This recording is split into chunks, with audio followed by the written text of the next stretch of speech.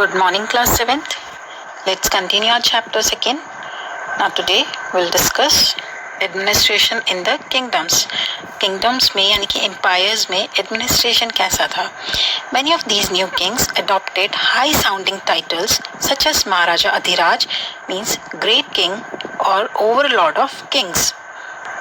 यानी कि राजाओं का भी राजा और त्रिभुवन चक्रवर्तिन means lord of three worlds. तीनों लोगों का स्वामी and so on.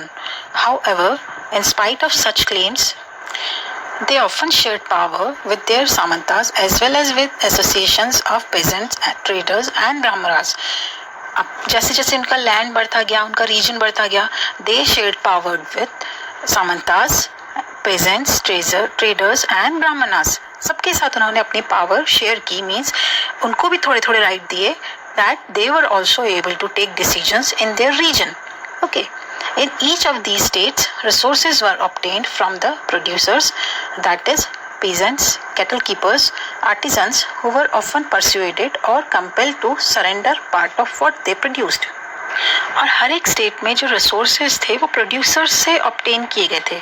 Producers means जैसे peasants, cattle keepers, artisans, and they all persuaded means वो सारे तैयार हो गए और उनको तैयार होना पड़ा, compelled to surrender part of what they produce. वो जो भी प्रोड्यूस करते थे उनका कुछ पार्ट उनको किंग्स को देना होता था. Okay, sometimes these were claims as rent due to a lord who asserted that he owned the land. और कभी कभी इसको उस लैंड का रेंट कहा जाता था जो कि उनको राजा की वजह से मिली हुई थी. And such one system was there prevailed in Europe also, children, and that was known as feudal system. जैसे हमारे यहाँ सामंती सिस्टम कहा जाता है, वैसे ही यूरोप में वो कहा जाता था feudal system. Okay. Revenue was also collected from traders. जो traders थे, they also used to give revenues.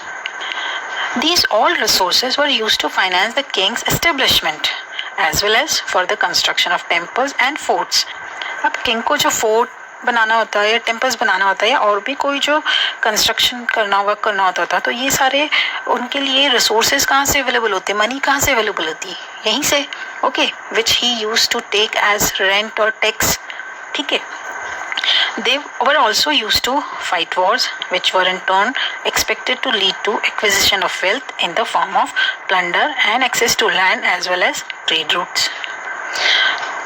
वो wars भी लड़ते थे और wars में उनको जो भी कुछ मिलती थी वेल्थ. ओके, वेल्थ कैसे मिलती, ऐसे थोड़ी कि कोई राजा उठा के और कि ये लीजिए.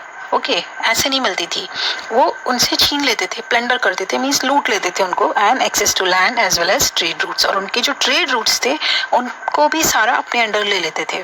Okay, so that the other king won't be able to trade from those routes. Okay. The functionaries for collecting revenue were generally recruited from influential families. और जो टैक्स कलेक्ट करने के लिए जो लोग थे वो इन्फ्लुएंशियल फैमिलीज से अपॉइंट किए गए थे. And positions were often hereditary and their positions also were hereditary, means जो रेवेन्यू कलेक्टर ऑफिसर है उसका बेटा भी रेवेन्यू कलेक्टर ऑफिसर ही बनेगा. Okay, this was true about the army as well. In many cases close relatives of king held these positions. And सारी high post पे कौन थे? Obviously king's relatives only. Now let us talk about prashastis and land grants. Prashastis contain details that may not be literally true. प्रशस्ति में जो सारी बातें लिखी हुई होती हैं ज़रूरी नहीं है वो सारी सच ही हों, but they tell us how rulers wanted to depict themselves as valiant. But वो बताती हैं कि कैसे रूलर्स अपने आप को प्रेजेंट करना चाहते थे, means how brave they were. Victorious warriors for example, कैसे वो वॉरियर्स थे, कितने वो विक्टोरियस थे, कितनी ज़्यादा उन्होंने विक्ट्रीज उन्होंने गेन की थी. These were composed by learned Brahmanas who occasionally helped in administration. And these prashastis were mainly composed by Brahmanas. Okay, जिन्होंने एडमिनिस्ट्रेशन में हेल्प करते थे.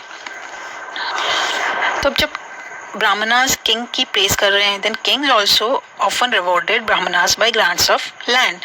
These were recorded on copper plates which were given to those who received the land.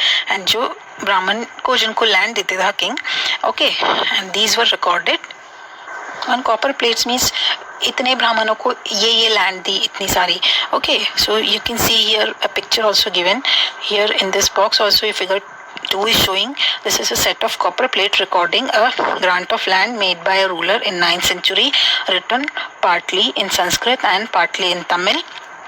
The ring holding the plates together is secured with the royal seal to indicate that this is an authentic document. This was an authentic document, okay, and which royal seal was putting. ऐसा ही इस box में एक poem लिखी हुई है, and this poem contains the history of kings who ruled over Kashmir. It was composed by an author named Kalhan. This poem was written by the author Kalhan.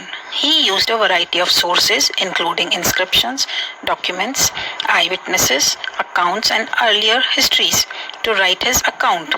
Unlike the writers of Prashastis, he was often critical about rulers and their policies. Means Kalhan was such a poet that he used to write about the good things as well as about the bad policies of the kings. Means a critical analysis वो करता था.